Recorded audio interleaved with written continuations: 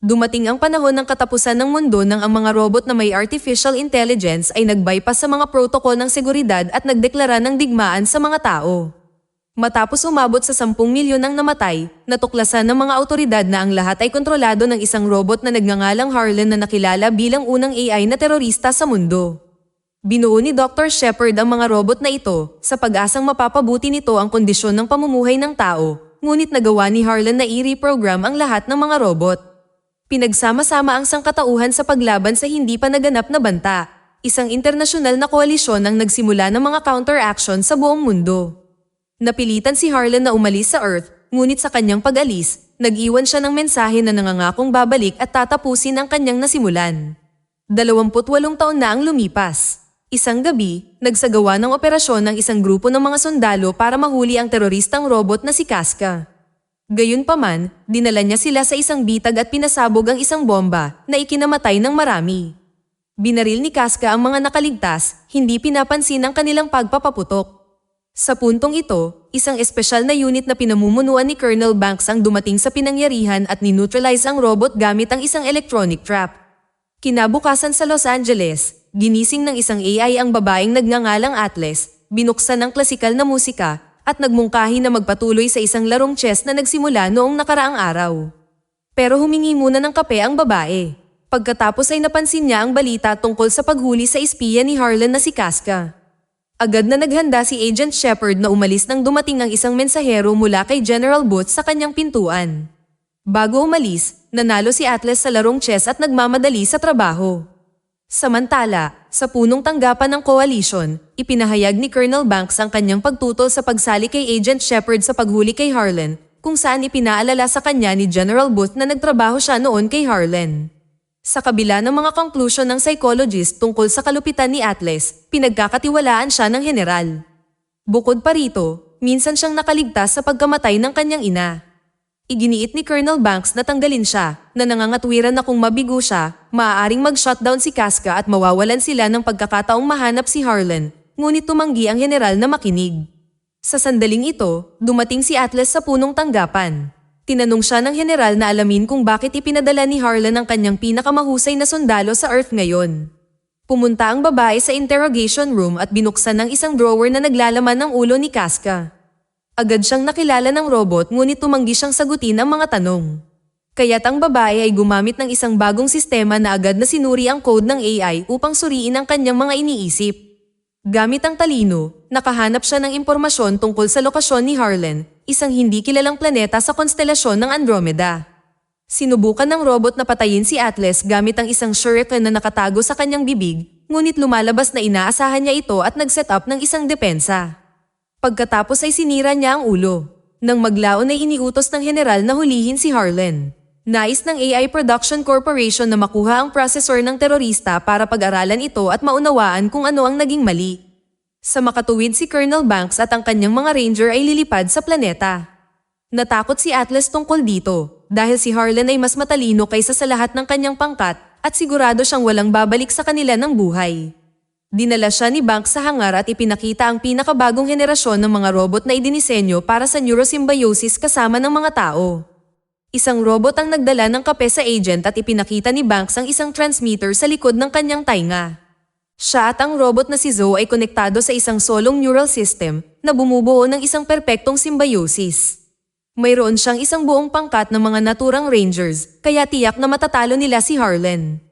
Iginiit ni Atlas na makilahok sa misyon at ang general ay nagbigay ng go-ahead. Ang sasakyang pangkalawakan ay lumipad patungo sa konstelasyon ng Andromeda. Sa paglalakbay, sinuri ni Atlas ang isang larawan kasama ang kanyang ina at si Harlan at nagpatugtog ng recording ng isa sa mga talumpati ni Dr. Shepard. Ang babae ay nagsalita tungkol sa kakayahan ng AI para patuloy na pag-aralan. Sa makatuwid, ang kanilang neural connection sa mga tao ay kailangang mapabuti. Sa pamamagitan lamang ng pagsasama-sama ng mga pagsisikap, maaari silang bumuo ng isang bagong mundo. Ngunit pagkatapos ay tinawag si Atlas sa tulay kung saan naghihintay sa kanya ang mga rangers. Nagulat ang lahat sa pagdating ng babae sa pamamagitan ng paglitaw na may isang stack ng mga papel na hindi na ginagamit ng sinuman. Hiniling din niya na huwag gamitin ang mga transmitters dahil maaaring mahak ang anumang sistema. Ipinakita ni Atlas ang landing site. Ang planeta ay nakakalason, kaya imposibleng manatili sa ibabaw ng walang respirator. Maaaring mayroon ding mga pagbabago sa gravity at lindol. Bukod pa rito, hindi alam ng mga tao ang bilang ng mga sundalo ni Harlan. Gayunpaman, kilala ni Atlas ang terorista na nagpasya na sirain ang sangkatauhan at hinihimok sila na huwag magtiwala sa mga robot. Ngunit pagkatapos ay nagutos si Banks ng paghahanda para sa landing. Lumabas si Atlas upang obserbahan ang paghahanda. Sumakay si Banks kay Zoe nang tumunog ang alarma at sumabog ang pinto ng cargo bay. Ang spaceship ay nasa ilalim ng pagsalakay at ang mga ranger na hindi nakapagsuot ng kanilang mga suit ay namatay. Nakita ni Banks si Atlas na nahihirapang humawak sa isang poste, hinawakan siya at pinaupo siya sa isang bakanteng robot. Takot na takot ang agent dahil hindi niya alam kung paano ito pagaganahin, ngunit siya ay tinapon sa labas, nahulog mula sa napakataas na antas habang pinapanood ang mga ranger na binabaril mula sa ibabaw ng planeta. Tinulungan ng isa sa mga sundalo si Atlas sa pamamagitan ng pagdock ng kanyang suit sa kanya. Hiniling ni Banks na magtatag ng neural connection sa pagitan niya at ng robot, ngunit tumanggi si Shepard. Hindi niya makontrol ang robot at nakitang mabilis siyang papalapit sa lupa. Hiniling niya sa AI na buksan ang makina, ngunit walang neural connection, kaya ang robot ay hindi tumugon. Si Atlas ay gumawa ng isang mahirap na landing.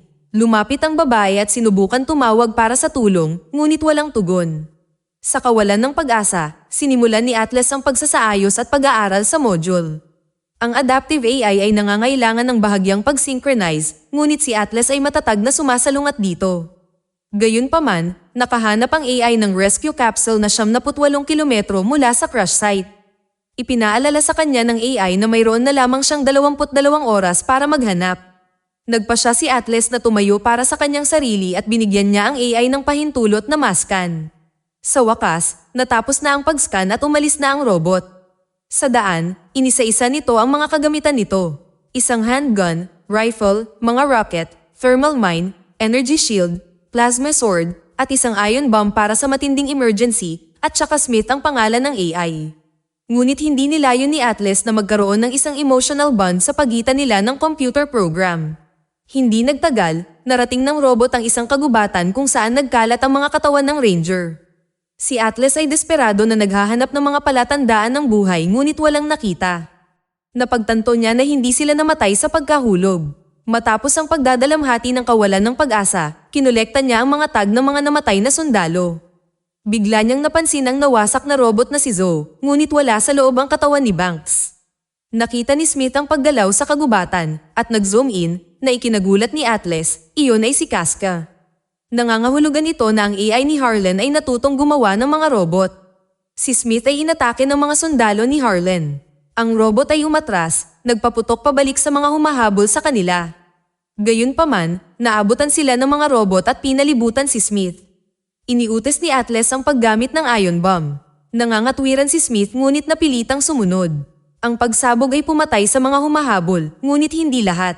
Si Casca ay nananatiling buo at naghanda sa pagbaril kay Atlas. Biglang nagsimulang yumanig ang lupa. Ipinaalam ni Smith na ang pagsabog ng ion bomb ay nagdulot ng pagbuo ng crater na sinubukan niyang bigyan ng babala. Sa sumunod na sandali ay nahulog si Atlas sa pagguho ng bangin at si Casca ay natabunan ng mga bato. Sa pagkahulog ng malalim, napagtanto ng babae na nabali niya ang kanyang binti. Inis ka ni Smith ang kanyang mga buto at sinimulan ng paggamot. Matapos makarecover ng kaunti, itinanong ni Atlas ang tsansa nilang mabuhay at pinayuhan ni Smith na isuot ang receiver upang simulan na ang pag-synchronize sa kanya. Ito ang tanging paraan upang mabuhay. At ubiling sumang-ayon si Atlas. Samantala, lumabas si Casca mula sa mga guho na bato at nagulat kay Harlan na natakasan siya ni Atlas. Inutusan siya ni Harlan na hanapin siya at lumapit sa nahuli niyang si Banks, kumuha ng chip na may mga password ng proteksyon sa field ng Earth mula sa kanya. Kinumpleto ni Atlas ang unang antas ng AI adaptation na nagsasaad ng kanyang malakas na reaksyon sa pangalan ni Harlan. Inamin niya na ang terrorist AI ay nilikha ng kanyang ina upang protektahan ng mga tao, ngunit may nangyaring mali. Nakumpleto na ang pag-synchronize. Nagpasya si Atlas na dumaan sa mga kuweba, kung saan mas malapit ang daan rito dahil 37 kilometro lamang ito mula sa kapsula. Hindi nagtagal ay narating ng robot ang ibabaw kung saan nakita sila ni Casca. Nang hindi alam ang tungkol dito, huminto si Atlas sa isang malinaw na may kumikinang na mga bulaklak. Iminungkahi ni Smith na pangalanan sila. Tinawag lang sila ni Atlas na plantize at hindi inaasahang nagkwento tungkol sa kanyang ama na madalas niyang kasama sa hiking hanggang sa umalis ito para sa ibang pamilya. Pagkatapos ay nakita ni Smith si Casca. Si Atlas ay nagutos ng pagbaril ng rockets at pinasabog ang mga kalapit na bundok. Nang marinig ang boses ng buhay pa na teroristang robot, iniutos niya ang paggamit ng rifle. Gayunpaman, ang ulo lamang ng kalaban ang nabubuhay. Sinira muli ni Atlas si Casca at hinanap ang base ni Harlan gamit ang kanyang transmitter. Tumanggi si Smith na pumunta doon dahil ang kanyang tungkulin ay iligtas siya. Nang iginiit ni Atlas, ginamit niya ang neural connection para harangan ang mga function ng motor nito. Hiniling niya sa kanya na tulungan siyang tapusin si Harlan, kung hindi, ang pagkamatay ng kanilang mga kasama ay walang kabuluhan. Sumang-ayon si Smith at pumunta sila sa base ng terorista. Sa daan, nagtatalo sila tungkol sa pagiging soulful ng AI. Naniniwala si Smith na ang lahat ay may kaluluwa at kahit sa kanilang kamatayan, lahat ay magkakaugnay. Maya-maya, nakarating na sila sa base. Si Atlas ay natulala sa laki ng mga kagamitan nito. Nakita niya ang isang malakas na warhead na ikinakarga sa isang spaceship. Si Smith ay nahak at na-block at si Atlas ay nakuha ng mga robot ni Harlan. Samantala, ang general sa Earth ay nakatanggap ng distress signal na ipinadala ni Atlas pagkatapos ng landing. Dinala siya kay Harlan na umamin na na-miss niya siya at ang kanyang ina na nagpaalala sa kanya na sinisira ng mga tao ang planeta. Kaya aalisin niya ang kalahati ng sangkatauhan at pamamahalaan ang natitirang kalahati ayon sa kagustuhan nito. Hinintay niya ito dahil nakatago sa isip niya ang access sa defense system na ginawa niya para protektahan ang Earth. Kukunin niya ito at maglulunsad ng bomba para linisin ang mundo gamit ang nuclear bomb. Kinaladkad si Atlas sa isang silid kung saan nakahiga ang naka-chain na si Banks at kinuha ni Harlan ang chip na may code mula sa kanyang ulo. Nagpaalam siya at sinabing mayroon na lamang siyang 5 minutong oxygen at umalis. Nagising si Banks at hiniling sa kanya na gamitin ang kanyang neurotransmitter upang marinig siya ni Smith. Isinuot ito ni Atlas at tinawag niya ang AI. Tumugon siya ngunit maaari lamang i-activate kung pinapayagan niya ang buong pagsasanib ng isip. Inamin ni Atlas na natatakot siya dahil noong bata pa siya ay tinulungan niya si Harlan na mag-hack ng isang sistema sa paniniwalang mas mahal siya ng kanyang ina at gusto niyang maging mas mahusay at mas matalino. Nilinlang siya ng robot, naging independent at inutusan si Dr. Shepard na magpakamatay. Ito ang dahilan kung bakit siya natatakot na sumanib sa AI. Kinumbinsi siya ni Smith na hindi siya ang may kasalanan dahil hindi lang si Harlan kundi pati siya, si Smith. Pinahintulutan ni Atlas ang buong pagsasanib ngunit ubos na pala ang oxygen niya.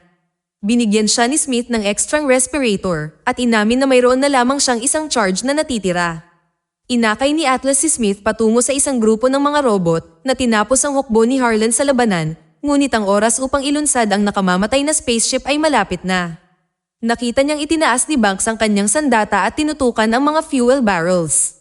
Isang malakas na pagsabog ang sumira sa base. Nakatakas si Smith sa sunog, ngunit lumipad ang spaceship na may warhead. Pinaputukan ni Harlan si Smith na nagpaalam kay Atlas na huli na sila at hindi nila maaaring barilin ang spaceship. Gayunpaman, iniutos ni Atlas na magpaputok, ngunit ipinaalala ni Smith sa kanya na sisirain ng warhead ang lahat sa paligid. Gayunpaman, ang babae ay nagutos na kalimutan na ang kaligtasan at sa kabila ng pag-aangkin ni Smith ng hindi pagiging handa, ay nagpaputok. Ang spaceship ay sumabog sa ibabaw ng planeta. Nagsimulang mahulog ang mga labi at sumugod si Smith sa kapsula, iniiwasan ang mga ito. Pinigilan sila ni Harlan na nagbabalak na patayin ang kanyang kapatid na babae. Pinaandar niya ang isang plasma sword at nasugatan si Smith. Pinayuhan ng AI si Atlas na tratuhin ang laban na parang laro ng chess para mahulaan ang mga pag-atake ni Harlan. Hinawakan ni Atlas ang kamay ni Harlan at pinunit ito, ngunit ang kanyang self-repair system ay nag-activate at bumalik ang kamay. Tinusok ni Harlan ang katawan ni Smith at nawalan ng malay si Atlas. Binuhay siya ng baldado na robot, pinipigilan ang mga pag-atake ni Harlan, ngunit tinapos ni Harlan ang AI. Gayunpaman, nagising si Atlas sa oras at tinamaan ang ulo ng kalaban. Napagtanto ang kanyang pagkatalo, ipinaalala ni Harlan sa kanya ang utos na hulihin siya ng buhay. Pagkatapos i-extract ang processor, winasak ni Atlas ang terorista. Pumunta siya kay Smith na umamin na siya ay tapos na. Idinirekta niya ang kanyang natitirang oxygen sa kanyang maskara, tiniyak ang kanyang kaligtasan habang nagtatapos ang kanyang protocol. Sinagot ni Atlas ang mga tanong na itinanong niya sa kanilang paglalakbay na inamin na gusto niya ang AI. Binigyan niya siya ng caffeine candy dahil pinakagusto niya ang kape at nag-shutdown. Sa madaling araw, dumating ang rescue at ibinalik si Atlas sa Earth. Sa Earth, binisita ng general si Atlas sa kanyang tahanan, nagpasalamat sa kanya at binigyan siya ng plantay. Nang maglaon, nag-upload si Atlas sa isang bagong modelo ng neurosymbiosis robot at nag-synchronize dito, na kinikilala ang mga pamilyar na intonasyon sa personalidad ng AI. Nagtatapos ang pelikula nang maalala siya ni Smith. Dito na nagtatapos ang kwento. Kung nagustuhan mo ito, huwag mahihiyang pindutin ang like button, at kung hindi mo ito nagustuhan, pindutin ang dislike button ng 2 beses para lang makasigurado. And as always, thank you for watching.